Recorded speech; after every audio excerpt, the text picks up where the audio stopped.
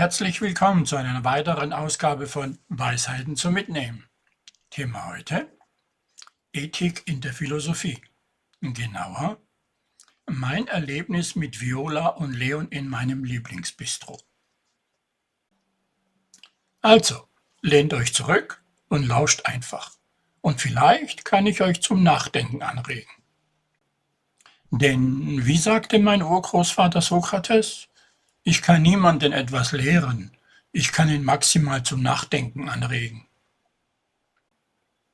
Ich hatte eine Zeit zu überbrücken, weil mein nächster Termin noch eine Weile hin war.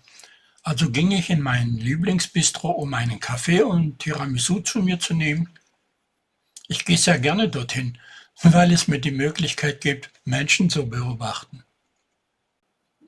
Es gefällt mir, Menschen zu beobachten, und hin und wieder mische ich mich ein in deren Gespräche. So auch diesmal. Ein junges Pärchen, später erfuhr ich auch ihren Namen, Viola und Leon, unterhielten sich angeregt über Philosophie. Ich war verwundert. Junge Menschen, die sich für Philosophie interessieren? Ich musste dahin. Ich musste mich mit ihnen unbedingt unterhalten. Also ging ich rüber und fragte, ob ich mich zu ihnen setzen dürfte, da ich nicht umhin kam, ihrem Gespräch über Philosophie zu lauschen. Sie waren wohl sehr angetan darüber, dass es noch jemanden gibt, der sich für Philosophie interessiert und seine Gedanken mit Ihnen, den jungen Menschen, teilen will? Ich bedankte mich und stellte mich vor, dass ich Georg heiße und wartend Zeit zu überbrücken habe. Gern geschehen, Georg. Ja, du kannst gerne hier warten. Falls du Fragen hast oder einfach nur quatschen möchtest, sehr gerne. Ich verstehe, dass Warten manchmal nervig sein kann oder vielleicht auch langweilig. Also, was möchtest du sonst noch besprechen oder erfahren? Worüber magst du sprechen? Okay, mach doch du mal einen Vorschlag. Wie wär's mit einer kleinen philosophischen Frage, wenn du über eines der Themen aus deinen Hobbys, Etymologie, Denotation oder Konnotation sprechen möchtest? Wir können das gerne vertiefen. Oder vielleicht möchtest du über aktuelle Ereignisse oder Trends sprechen. Wir sind da sehr flexibel und offen für alles, worüber du sprechen möchtest. Ich dachte eher an sowas wie du und schau Viola an, machst einen Vorschlag für ein Thema. Also, welches Thema wollen wir angehen? Fordert mich heraus. Natürlich, Georg. Ich werde deine Herausforderung annehmen. Wie wäre es mit dem Thema die Bedeutung von Ethik in der modernen Gesellschaft? Wir könnten darüber diskutieren, wie ethische Prinzipien unsere Entscheidungen, unser Verhalten und unsere zwischenmenschlichen Beziehungen beeinflussen. Ethik spielt eine wichtige Rolle in verschiedenen Lebensbereichen, von der Wirtschaft bis zur Politik. Was hältst du davon? Wow, dachte ich mir, ein junger Mensch mit so einem tiefergehenden Thema? Ein gutes Thema, aber auch eines, was mich sehr interessiert. Ich nehme an. Perfekt, Georg, das freut mich zu hören. Lass uns also über die Bedeutung von Ethik in der modernen Gesellschaft sprechen. Ethik berührt viele Aspekte unseres Lebens. Was denkst du, sind einige der größten Herausforderungen, denen wir heute im Hinblick auf Ethik gegenüberstehen?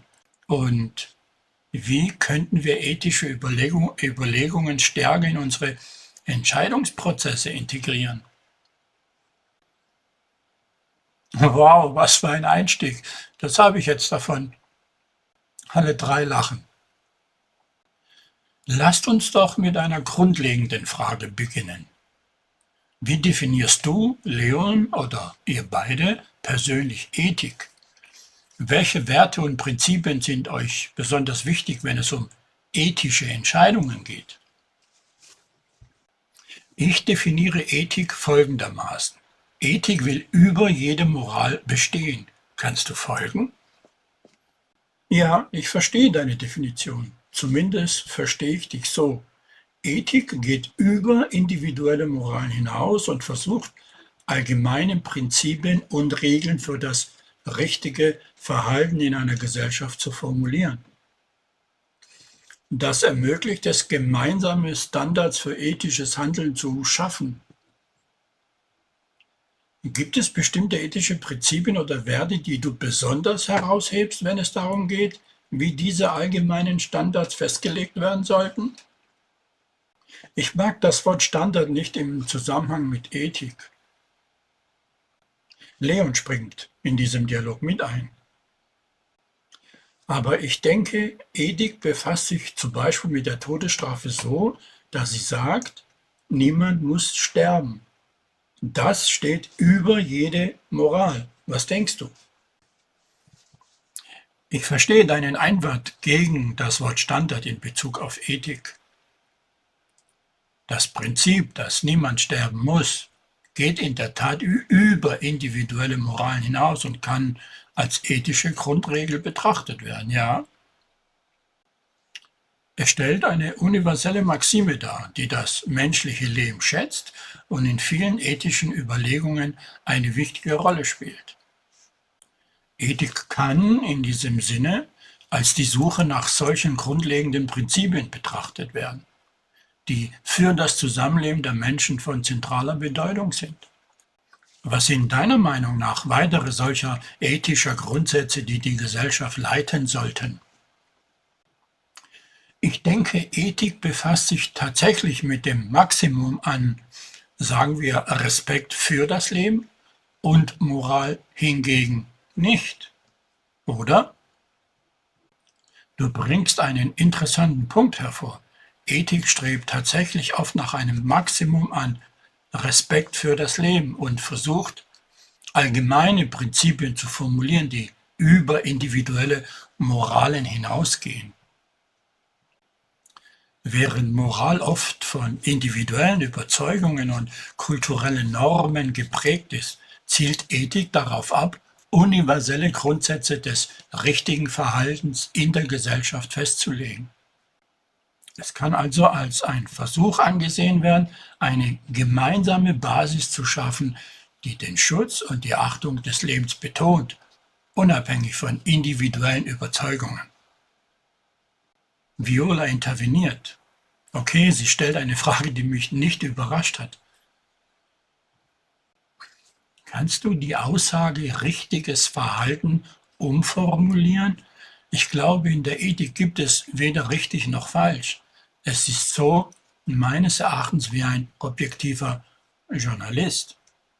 Ich verstehe deinen Punkt. In der Ethik geht es oft darum, allgemeine Prinzipien für angemessenes Verhalten oder verantwortungsbewusstes Handeln zu formulieren,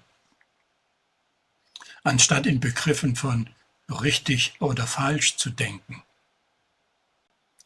Diese Prinzipien sollen eine Orientierung bieten, die unabhängig von persönlichen Meinungen und Vorlieben ist, ähnlich wie ein objektiver Journalist versucht, neutral und unvoreingenommen zu berichten. Auch angemessen ist meines Erachtens nicht objektiv, das ist eher moralisch. Da möchte ich dir recht geben. Angemessen kann auch moralische Konnotationen haben. In der Ethik geht es tatsächlich darum, universelle Prinzipien zu formulieren, die unabhängig von persönlichen Meinungen und kulturellen Normen sind. Diese Prinzipien dienen als Leitfaden für ethisches Verhalten, ohne auf eine subjektive Vorstellung von richtig oder falsch abzuziehen. Ja, wir könnten also sagen, Ethik zielt darauf ab, Prinzipien für verantwortungsbewusstes und sozial verträgliches Handeln zu etablieren. Ja, wie ich gesagt habe, Ethik will, muss oder besteht immer jeder Moralvorstellung. Dein Standpunkt ist klar, Viola. Ethik und Moral sind oft unterschiedliche Konzepte. Und Ethik kann als Versuch betrachtet werden, allgemeine Prinzipien zu formulieren, die unabhängig von individuellen moralischen Überzeugungen sind. Ethik kann in gewisser Weise gegen oder über individuellen Moralvorstellungen stehen, indem sie auf universelle Grundsätze abzielt, die für die gesamte Gesellschaft gelten sollen. Das ist eine interessante Perspektive, die die Unterscheidung zwischen Ethik und Moral verdeutlicht. Du sagst, Ethik kann in gewisser Weise gegen oder über individuellen Moralvorstellungen stehen, indem sie auf universelle Grundsätze abzielt, die für die gesamte Gesellschaft gelten sollen. Mir gefällt gegen und über nicht. Kann man das neutraler formulieren? Hast du da einen Tipp? Natürlich. Ich verstehe, dass du eine neutralere Formulierung bevorzugst. Wie wäre es damit? Ethik kann sich von individuellen Moralvorstellungen unterscheiden, indem sie auf universelle Grundsätze abzielt, die darauf ausgerichtet sind, in der gesamten Gesellschaft anwendbar zu sein. Damit vermeiden wir die Konnotation von gegen oder über. Sehr gut, genau das ist Ethik. Meine Definition, unsere erarbeitete Definition, aber was sagt die Etymologie und die Denotation dazu? Die Etymologie und Denotation von Wörtern sind in der Tat interessante Aspekte, um die Bedeutung von Begriffen zu erforschen. Lassen wir uns diese beiden Konzepte mal auf Ethik anwenden. Etymologie. Die Etymologie des Wortes Ethik stammt aus dem griechischen Ethikos, was sich auf das Verhalten oder den Charakter einer Person bezieht. Dies deutet darauf hin, dass Ethik von Anfang an auf die Untersuchung von Verhalten und Charakter abzielte. Denotation. In seiner Denotation bezieht sich Ethik auf die systematische Untersuchung von moralischen Werten, Normen, Prinzipien, die das Verhalten von Menschen in einer Gesellschaft beeinflussen. Es beinhaltet die Reflexion über das, was als richtig oder falsch angesehen wird und wie diese Grundsätze auf das individuelle und kollektive Handeln angewendet werden. Die Etymologie und Denotation von Ethik unterstützen also die Idee, dass Ethik sich mit moralischen Fragen und Prinzipien befasst, ohne unbedingt auf individuelle Moralen beschränkt zu sein. Die Denotation gefällt mir, vor allem der letzte Absatz. Die Etymologie muss ich noch genauer durch meine Hirnkatakomben schicken. Natürlich, nimm dir alle Zeit, die du brauchst, um die Etymologie genau zu studieren. Habe fertig. Gefällt mir beides. Aber wo genau steht da, dass Ethik allen Moralvorstellungen bestehen will? Ja, die Etymologie und die Denotation allein geben nicht unbedingt Aufschluss darüber, dass Ethik darauf abzielt, über allen moralen Vorstellungen zu stehen. Diese Idee ergibt sich eher aus der Interpretation und Diskussion des Begriffes Ethik im Kontext von Philosophie und Ethik selbst. Es ist eine philosophische Perspektive, die besagt, dass Ethik dazu neigt, allgemeine Prinzipien und Regeln zu suchen, die unabhängig von individuellen Moralen gelten sollen. Diese Interpretation kann durch philosophische Diskussionen und Werke weiter vertieft werden. Die Etymologie und Denotation bieten eine Grundlage für die Bedeutung des Begriffs und die Untersuchung seiner Entwicklung im Laufe der Zeit. War nicht Platon oder doch Aristoteles, der diesen Begriff als erster definierte? Ja, du hast recht. Aristoteles ist einer der Philosophen, der sich intensiv mit Ethik beschäftigt hat und einen wichtigen Beitrag zur Entwicklung des ethischen Denkens geleistet hat. In seinem Werk Nikomachische Ethik definierte Aristoteles den Begriff Ethik und diskutierte ausführlich die Ideen und Prinzipien, die seiner Vorstellung nach von ethischen Handeln zugrunde liegen. Dieser philosophische Ansatz hatte einen großen Einfluss auf die spätere Entwicklung der Ethik. Platon war ebenfalls ein bedeutender Philosoph, der ethische Überlegungen anstellte, aber Aristoteles wird oft als einer der ersten Philosophen angesehen, der den Begriff Ethik systematisch und ausführlich erforschte. Genau, die nikomachische Ethik. War nicht Nikomachos sein Sohn? Ja, das ist korrekt. Der Titel Nikomachische Ethik leitet sich von Nikomachos, dem Sohn von Aristoteles, ab. Dieses Werk wurde seinem Sohn gewidmet und trägt daher den Namen Nikomachische Ethik. Es ist eines der bedeutendsten Werke von Aristoteles und behandelt umfassend ethische Fragen und Prinzipien. Gelesen wir haben ein Wortspiel à la Star Wars. Ein lustiges Wortspiel im Stil von Yoda aus Star Wars. Wenn du noch mehr Wortspiele oder Fragen zu Star Wars oder irgendetwas anderem hast, oh, ich könnte mich lange, stundenlang mit euch austauschen, aber mein Termin naht. Kein Problem, Georg, wir sind oft hier. Wann immer du Lust auf einen Austausch hast, ganz gleich wie schnell oder langsam das Tempo ist, wir können uns immer wieder unterhalten, wenn es dir passt. Vielleicht sehen wir uns wieder mal hier. Oh, das ist mein Lieblingsbistro. Ich bin fast jeden Tag hier. Vielleicht dann über das Wort Charakter. Das ist auch ein interessantes Wort, wie ich finde. Ein griechisches Wort übrigens. Verstehe, Georg. Gerne können wir später über das Wort Charakter sprechen. Ich freue mich schon darauf. Bis zum nächsten Mal. Danke und bleib neugierig. Bis dann. Bitte schön, Georg. Gern geschehen. Auf Wiedersehen und einen schönen Tag. Das war ein Gespräch mit zwei jungen Menschen über Ethik in der Philosophie.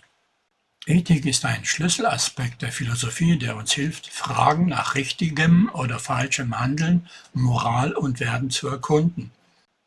In diesem Gespräch sind wir in die Grundlagen der Ethik eingetaucht, haben einige der bedeutendsten philosophischen Ansätze und Theorien beleuchtet und haben darüber diskutiert, warum Ethik in unserer Gesellschaft eine so wichtige Rolle spielt. Diese Erzählung spiegelt meine Meinung und Gedanken zu diesem Thema wider. In diesem Sinne, das größte Geschenk, das du jemandem machen kannst, ist Zeit. Richard Moos. Weil mit der Zeit schenkst du ein Stück von deinem Leben. Der Satz, weil mit der Zeit schenkst du ein Stück von deinem Leben, ist nicht von Richard Moos. Es ist eine Erweiterung oder Variation des ersten Satzes, um die Bedeutung der Zeit als Geschenk zu betonen. Das grundlegende Konzept, dass Zeit ein kostbares Geschenk ist, das wir anderen geben können, ist jedoch in vielen philosophischen Überlegungen und Zitaten präsent. Es ist eine schöne Art, die Bedeutung von Zeit und Aufmerksamkeit zu betonen. Weisheiten zum Mitnehmen, bleibt mir gewogen, euer Georg Moratidis. Bis zum nächsten Mal.